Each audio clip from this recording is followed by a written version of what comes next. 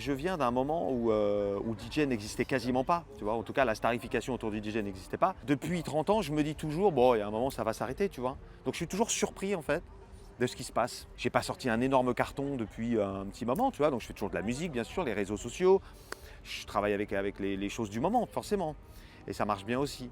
Mais donc je suis toujours surpris, en fait. Je suis très content. Sur scène, moment de solitude, non. Mais la solitude, c'est l'histoire de ma vie, tu vois, parce que je suis tout le temps seul. Je me suis mis dans une cave à 21 ans avec un peu de matériel et puis j'ai commencé à écouter des disques toute la journée pour pouvoir recycler des sons. Et je faisais que ça. Que ça. Donc je me suis totalement désociabilisé. Je ne fais pas Zola, c'est triste, machin. Non, je suis hyper heureux. Mais je me suis désociabilisé et je suis resté seul pendant longtemps. Des tournées seul pendant très longtemps. Et puis je me sens bien avec moi-même en fait. Je suis suffisamment égocentrique pour me dire tu déchires tout seul.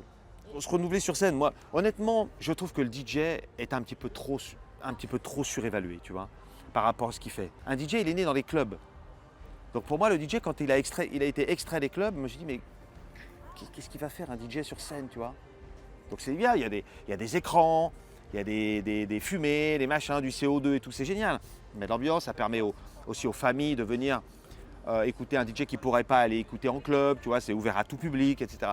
Mais si tu veux, pour moi, un DJ, c'est dans un club. J'ai trop de respect pour les musiciens, pour les chanteurs, pour dire, bon, moi je chante pas, je joue. Alors oui, je joue ma musique, mais je ne joue rien live. Donc si tu veux, il n'y a toujours pas ce syndrome de l'imposteur, mais je suis quand même là, c'est extraordinaire d'être là en étant juste DJ. Ce qui arrive au DJ aujourd'hui, c'est dingue. Avec les platines que tu as aujourd'hui, avec le matériel qu'il y a, et puis l'accès, les ordinateurs, l'accès à la musique, tout est hyper facile. Donc c'est facile de mixer, c'est facile d'apprendre à mixer. Donc tout le monde peut être DJ aujourd'hui. Mais si tu as vu Ratatouille, donc il y a Chef Gusto. Chef Gusto, qu'est-ce qu'il dit? Il dit tout le monde peut cuisiner, mais tout le monde ne sera pas un grand chef. Donc tout le monde peut être DJ, mais tout le monde ne sera pas un grand DJ. Je me dis toujours, est-ce qu'il va y avoir du monde?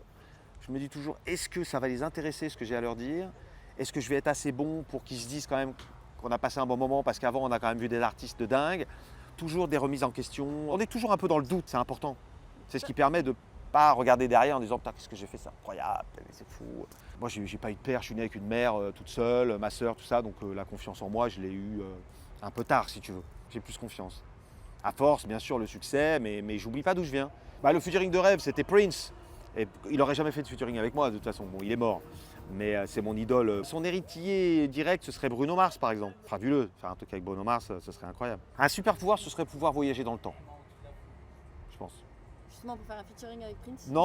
Non, mais pour me retrouver à des moments clés, de découverte musicale.